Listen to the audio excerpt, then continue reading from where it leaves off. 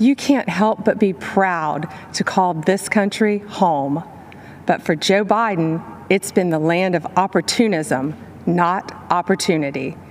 As a career prosecutor and former Attorney General of Florida, I fought corruption, and I know what it looks like, whether it's done by people wearing pinstripe suits or orange jumpsuits. At the Democrats' convention, we were told to look at Joe Biden as the model of integrity. But when you look at his 47-year career in politics, the people who benefited are his family members, not the American people. Let's take a closer look. We all know about Joe's son, Hunter Biden.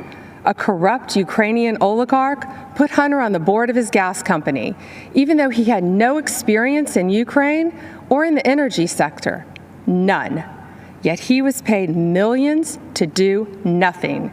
He only had one qualification that mattered. He was the son of the man in charge of distributing U.S. aid to Ukraine.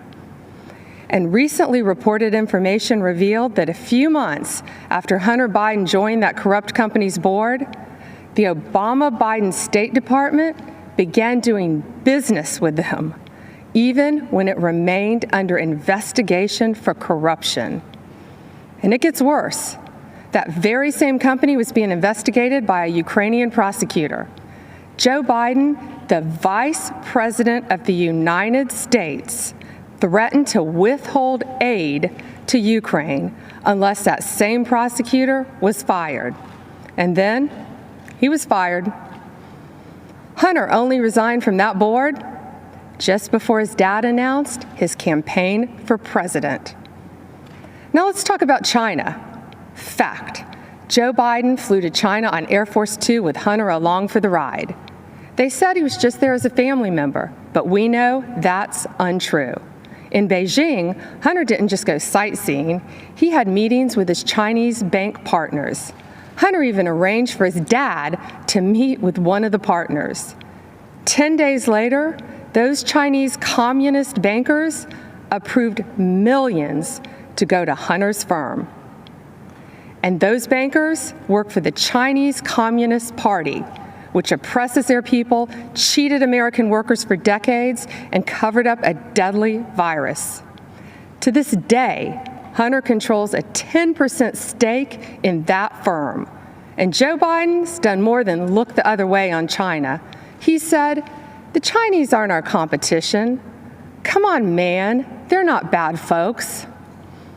Come on, Joe. Talk to the folks in Middle America who lost countless jobs to China while your son was getting rich with them. But there's more. Fact: there have been numerous press reports that have shown other close Biden family members benefited from Joe's 47-year political career. Joe Biden was point person on Iraq. The president of a construction firm met with Biden's team in the White House, and then who did they hire to build thousands of houses in Iraq? Joe Biden's close family member, who, you guessed it, had no experience in the industry and no experience in Iraq.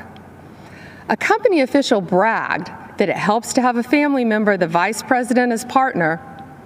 The family member put it more bluntly by saying, "There's a line of 747s filled with cash ready to invest."